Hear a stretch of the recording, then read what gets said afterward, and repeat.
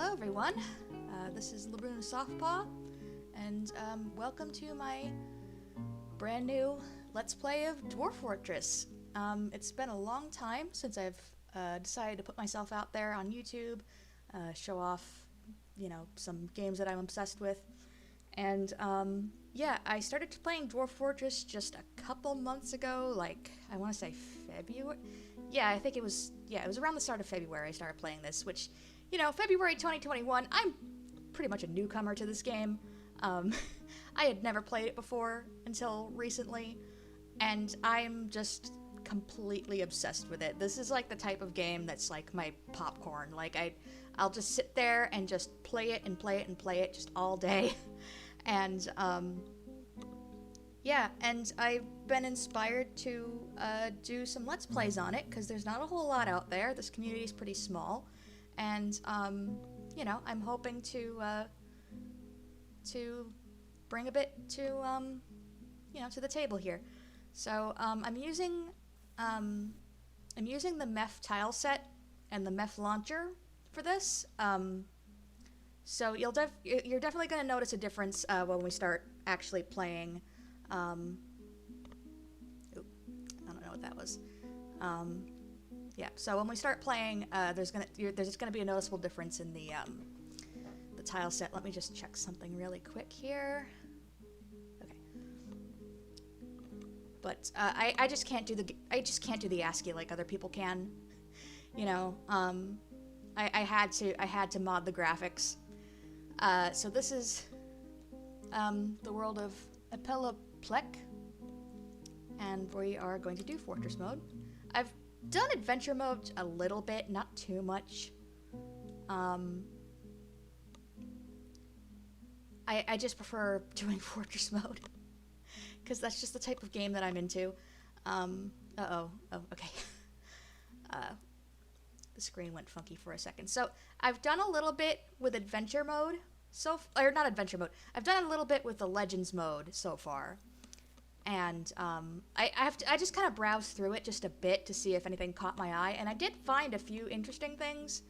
And I might make like another video at some point to highlight that, some of the interesting characters I found in there. But this is my very first look at like the actual map for this world. I had the world gen running for like an hour to get this, because I wanted a world with a longer history than like the usual like 180 to 200 years that I usually get. So right now the civilization that is pre-selected here is all the way down here. I don't think I want to be starting down here. Let me just take a look around. There's a volcano over here. I've never really started in the mountains before, because I like to have trees nearby when I start. I don't think I'm gonna be starting down here though. So I'm gonna just go ahead and tab and look for, okay, it's gonna be either the Helm of Whips, or the Table of Charts. Helm of Whips looks a little more developed.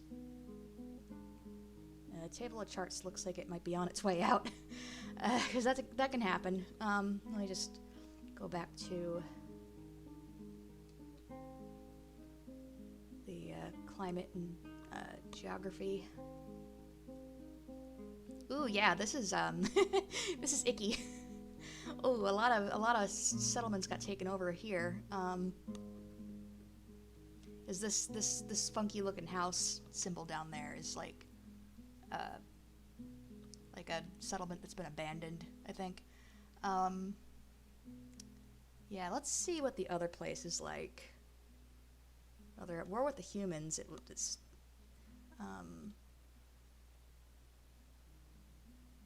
Helm of Whips. On my laptop I have a world that does also have like a 400-500 year history, and it's not as bad as it is here. So there's like 2 Necromancer towers down there. But I do like this area a little better. Let me just get a feel for the surrounding. So over on the right, I like to settle with shallow metals. This actually looks like the type of place where I would usually settle down. Let me just, okay, dwarves, goblins, and humans. There's no elves up here. And, I'm still kind of new to this game. And I had one fortress that I had, that was really close to a Necromancer tower. Well, not really close, but, like, we were neighboring a Necromancer tower. Let me just take a look down here to see, look at, okay, so, oh, yeah, the civilizations were with both of those towers, so if I settled somewhere down here, it would be really difficult, with all the undead around, but we might see some anyway, up here. We'll probably definitely get some Necromancers, some intelligent undead. Yeah, so there's shallow metal here. There's no flux stone layer, though, but that's not quite as important to me as getting metal. Like, I really like to have metal. So yeah, sand, clay, deep soil, shallow metal, deep metals. I'm just gonna embark right here, I think. Or hang on. Yeah, that's a, okay, yeah, so there's a stream on the map on the left. I'm hoping that there's gonna be some water, but we'll see, and we'll deal with it. So yeah, I'm just gonna go ahead and embark, and I think it was profile 2. I should have named these profiles. Yeah, so I like to have 3 to 4 miners to start out. So as you can see on the right here, this is a profile where I already put some points into my dwarves. And then I like to have the woodcutters, mason stone crafter, herbalist, and oh yeah, I have like a gem cutter on this one too, because I make a lot of trade money with gems, like with a gem, like I always have a really good gem industry to trade for. So okay, and then with animals,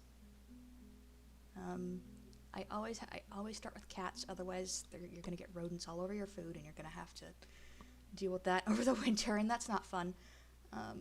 So yeah, I have a cat and a kitten down there, and what else do I have?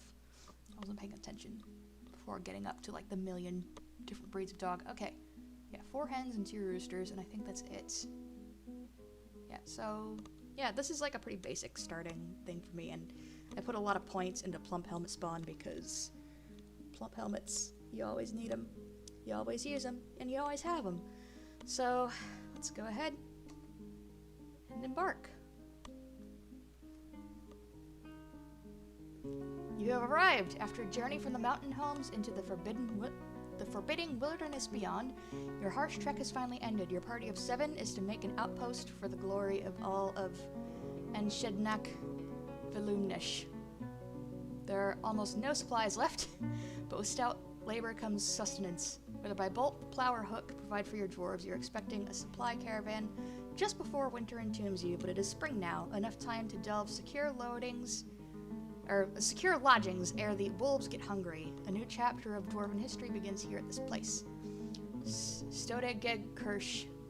Crowdkitchens. Strike the earth. I love the randomly generated names that they come up with. Oh, what's that? That's an interesting stone. Hematite. Ooh, hematite's good. I don't remember exactly what it makes, like smelts into, but I'm pretty sure hematite was a good one. And then what's that stone? Dacite. Okay, so I'm just gonna tab here and just give myself lots of room on the screen for me to work with. I don't like having the map on the right. And this is actually a really nice little nook we started our caravan in. Look at that. We're not out in the open. That's nice. Yeah, so being new to this game, I'm getting used to it. I'm not super great at it yet. And I think I was right. There doesn't seem to be any water water sources out here. That's not a good thing. We're gonna have to dig underground for water, I think. Let me look at that map again. Yeah, so I'm going up layers. Oh, there's some water over there, I think. What's that? Okay, there's a pool over there. Alright, so there's some water on the way upper level, so we'll have to dig up a bit. We'll have to make some, yeah, what I usually do is I dig down, and I don't really bother going up, but, yeah, we'll want to, maybe transfer all that water down underground, because if winter comes and it freezes over. So, okay, so well system is going to be a priority first of all. I'm just going to start digging into this wall here.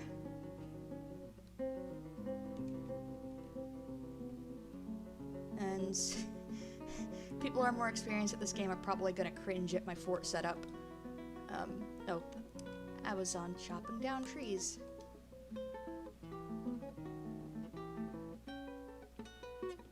There are gonna be moments where I cut the video just to cut out like boring digging and stuff like that. And yeah, I'm ready to go. Go on. Go dig. Okay, so the first thing I did here was cut out a long hallway from the outside and into the cliff. And then I have a long hallway here, and then I've already constructed 2 drawbridges. So one over here and then one over there. And this is gonna be like the invader hallway. Where the drawbridges are for,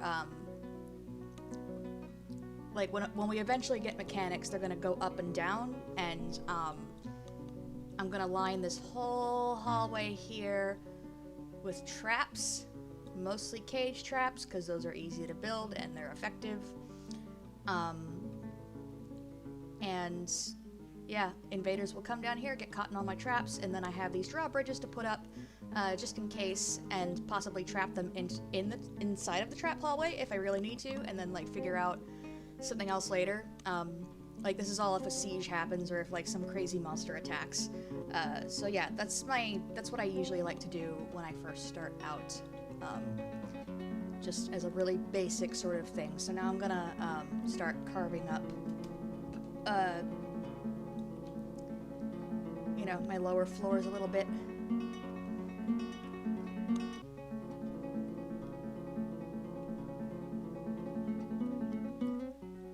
Okay, so now I've carved out this area that's going to be my food storage, so I'm going to go ahead and designate piles here for food. And now I'm going to show you guys a bit of what's different here with the tools that I'm using as opposed to vanilla Dwarf Fortress. So I'm on the unit screen right now, and if I press L, then it basically brings up a screen that's kind of like Dwarf Therapist, where I can just manage all of their labors through here without having to dive into all these different menus, and you know, because it's just a lot easier to do this. And maybe it's considered cheating, but it's just a lot easier for me. Like I said, you know, I'm not somebody who has like super loyalty towards like vanilla Dwarf Fortress. Like I can't play with just the ASCII graphics, and you know, it's just easier for me to use DF hacks, like some of the DF hack tools. I'm not gonna totally cheat. Like I'm not gonna use like the command line prompts, which I totally could do, but I'm not going to. But just having this screen and then just a couple other things like some string searches on a few of the like unit select instances, like in the military, like it's just so much easier. Just these little things that just make your life a whole lot easier. So right now I'm going to go over to my miners for hauling, and I'm going to turn off hauling for, like, everything, all my miners. Because I want them to keep digging so that they don't, go around hauling food instead of digging out all the tunnels we need. Because I like to have a lot of my tunnels done, right away. So, yeah, so all I gotta do is, go over, like, food hauling not enabled and just press enter, and then it either enables or disables them. So, yeah, so the other dwarves are gonna start putting food down in this pile area here, while the miners just keep digging. So, sometimes I forget if I'm in a menu that requires pressing escape or not. And then these dwarves here are just carving a tunnel up this way, and this is the stairway up to that hilltop that had all the water. And eventually I'd like to dig tunnels that take the water down into a well, or like a, like a reservoir, and then, it's underground and it won't freeze over in the winter. Oh, I struck Orpiment? Yeah, so this floor I want to make like a fancy like dining hall tavern area, and then up here is going to be like kitchens. I'm going to carve out like a kitchen brewers area over here. And I keep all like the kitchen workshops.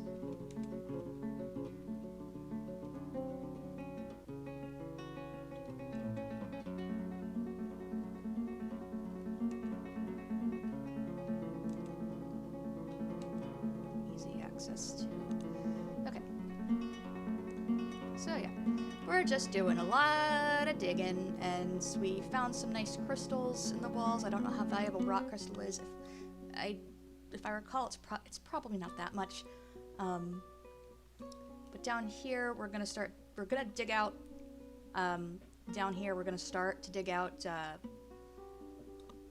like the workshop areas, and then over here we're gonna build like a big like stockpile area, and it's going to look like a total mess because that's just how I run things down here. But I'm hoping we'll get stuff mined out, and then we'll start getting some migrants, and then we'll start building bedrooms.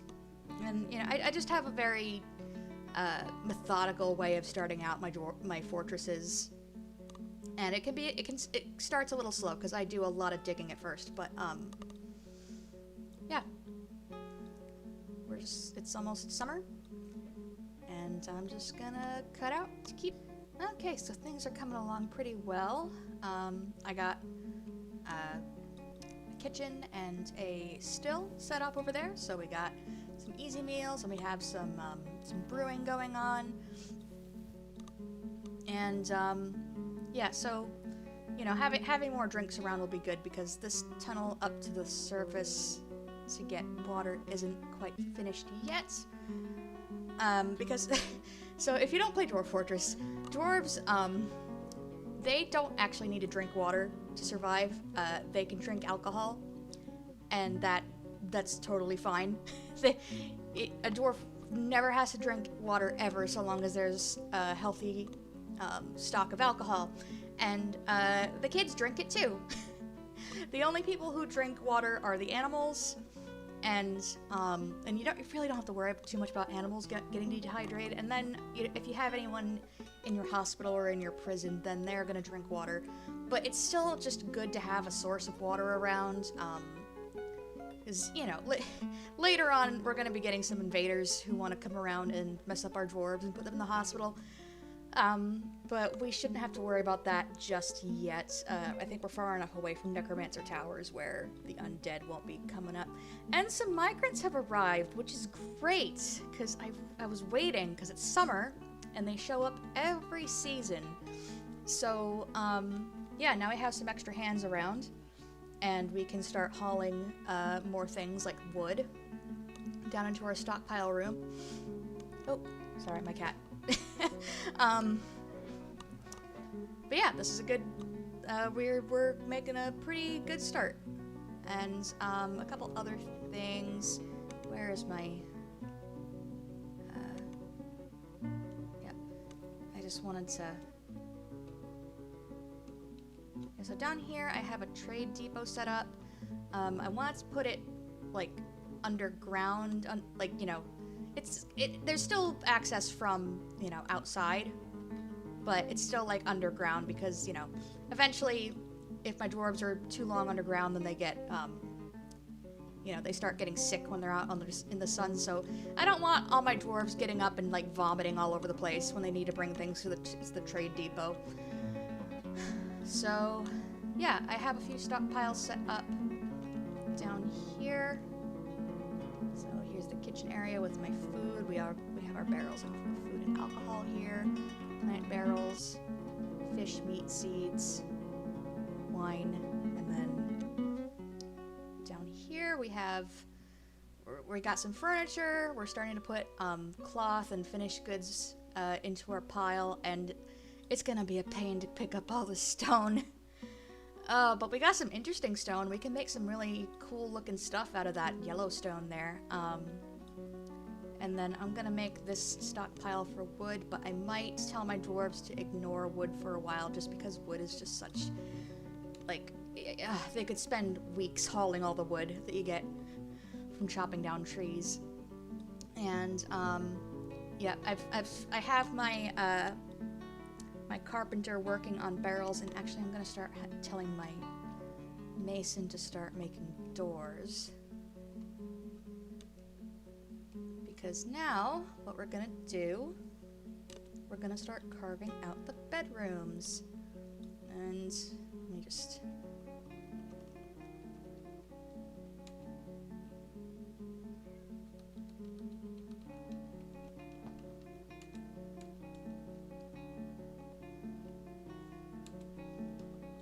So, the way I do bedrooms is probably similar to how a lot of people do bedrooms. I don't know if you can hear my cat meowing at me right now.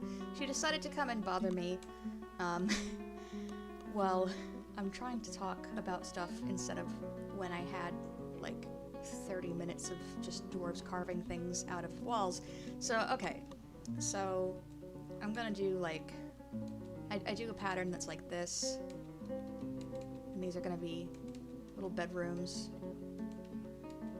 like little cells for your dwarves. And it's a pretty good way to do it. And then, like, if any nobles show up, you can build them something fancier. But you know, my dwarves are starting to sleep. They're sleeping in the dirt and on the ground, and we don't want that. So we want to give them some nice places to sleep.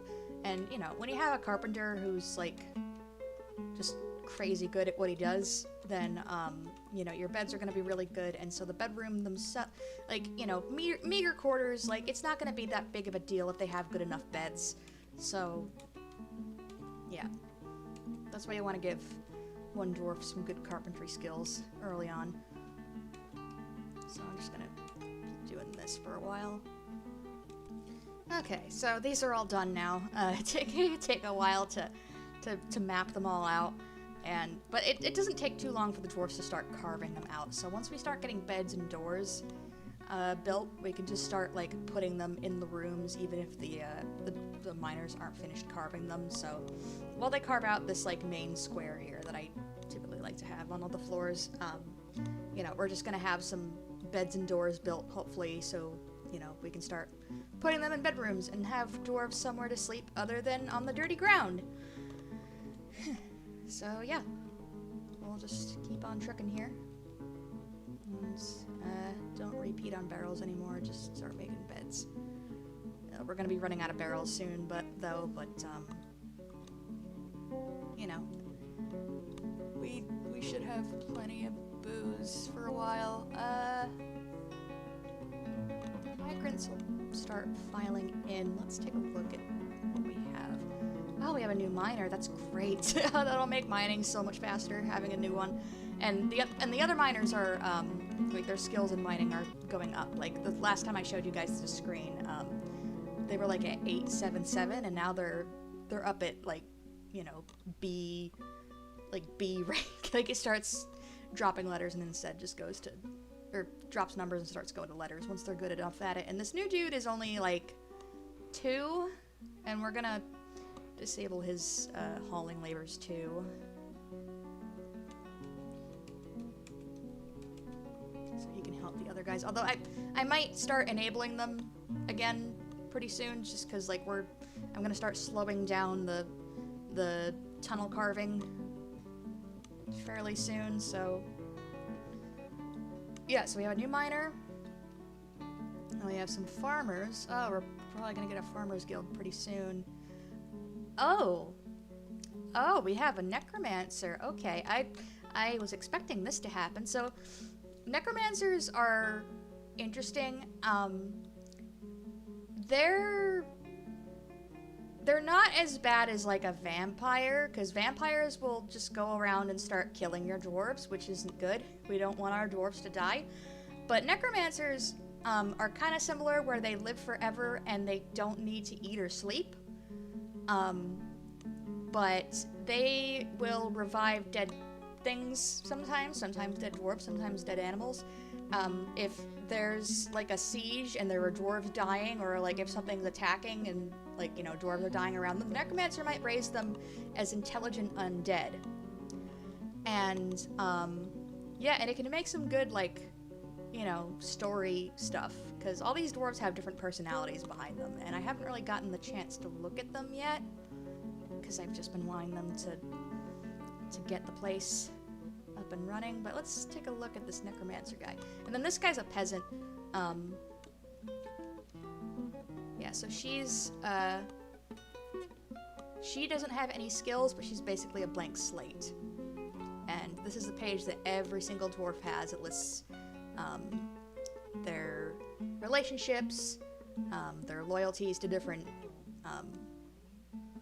you know, different cities and civilizations, age, appearance, and then like their likes and dislikes.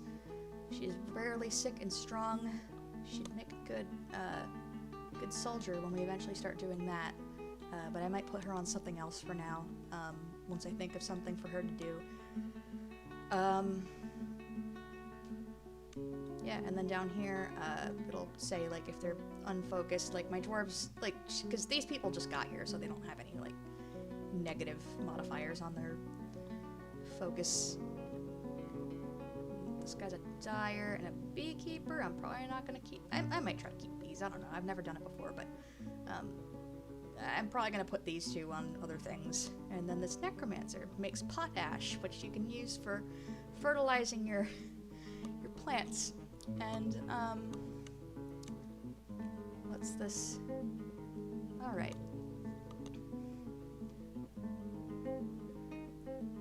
Is he romantically involved with someone else in the party? No, his lover doesn't live here. Cause you know if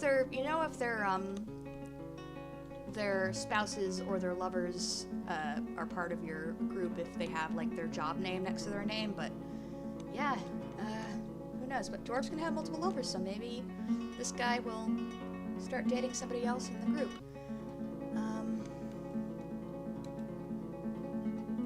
But yeah, he's already feeling pretty good.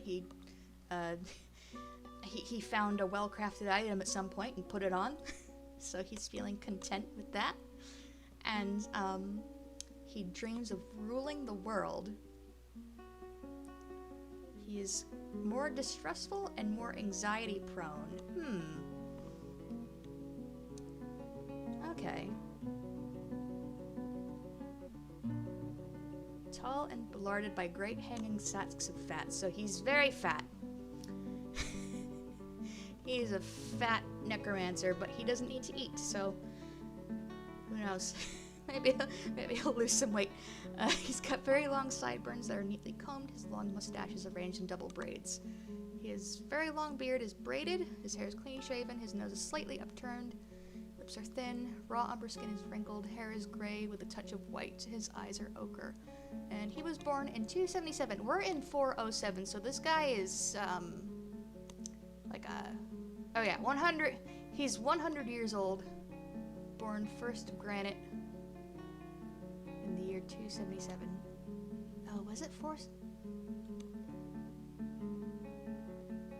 Sorry. I'm totally blanking on what year this is taking place in on at the moment. What year is it? Let me take a look. It's 407.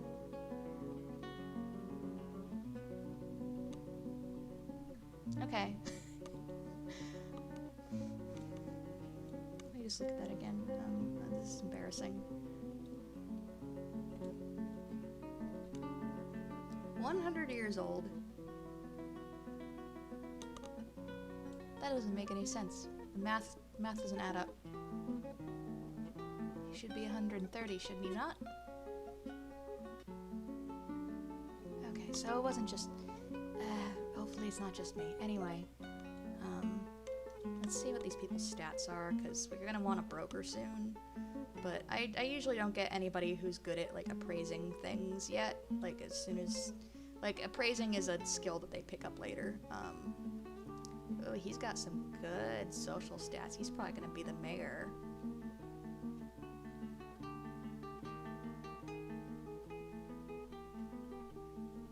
Well, he's a skilled negotiator, but this Dyer is an adept negotiator, so he's probably gonna be our broker. Let me just make that designation right now.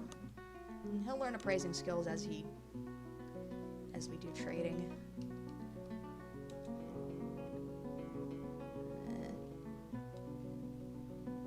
Yeah, being able to do, even if it's just a simple string search. Hang on. Is there... Oh, okay.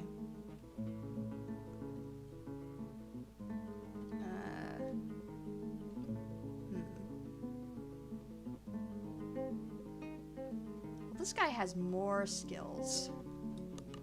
I think I'm probably gonna. I think I'm probably gonna go with the planter then. Okay. Yeah, like I never put social skills on my starting 7 dwarves, so like it's always the people who move in later who get the you know, they get elected mayor and things like that. They become the popular dwarves around. Yeah, I'll probably go through them later just to see who might be interesting, but yeah, having a necromancer around would be pretty neat. I used to get, first time I got a necromancer, I was freaking out. I was like, what the hell? And like he revived like a chihuahua skeleton that had I think it was a corgi puppy that had vanished like sometime at the start of my fort's founding. And later on, like, this necromancer moves in, and I guess on his way in, he found the skeleton of this corgi puppy, and he animated it, and it started, like, attacking children that were out playing, and I'm like, what the hell? We can't have this. But, oh. Need more food. Let me do some more herbalism. But yeah, that was, my first experience with a necromancer moving in wasn't that great, but they can be perfectly well-adjusted citizens to your fort.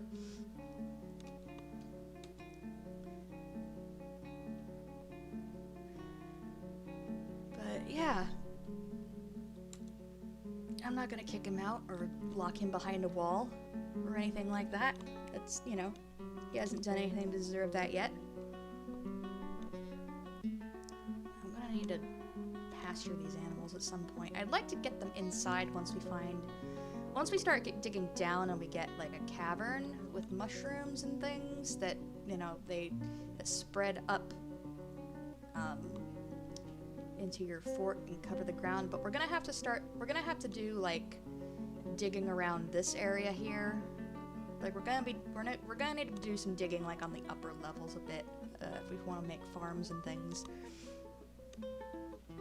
And then I'm gonna come up with a way to like connect that down to the main fort, like past the drawbridges. Just because like, that's just how I've been doing things lately, and it's been working out fairly well. So hopefully this fort will last more than like 3 years.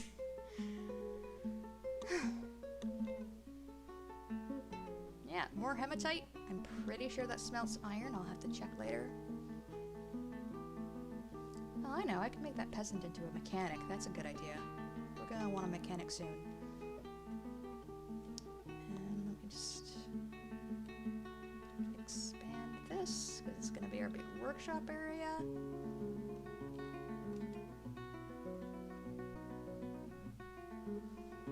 Okay, so our bedrooms are coming along. They're almost done. We just don't have a whole lot of beds yet, but we can just start placing them anyway. We only have 3 beds so far. It's going a little slow. I guess it's because we haven't started hauling the wood indoors yet. So I think I'm gonna turn on wood hauling. Just put some doors in the. And yeah, we're gonna need to haul out all this stone somehow. I'm definitely gonna make a stockpile near the workshops for the ore, the hematite ore, but for the regular rocks, it's a pain. And then sand is nice. Sand and soil are nice because they don't make rocks, and then everything's much more clean. But yeah. And let's start assign these bedrooms quick.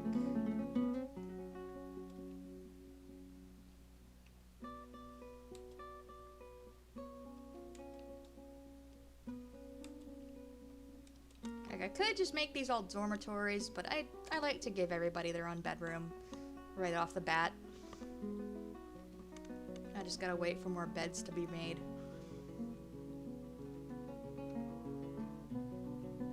I think I made this a wood. I made this an animal stockpile. Duh. Okay, let me fix that. Because I'm like, wait, I made a wood stockpile, but nobody's hauling wood, even though I messed it up. Okay.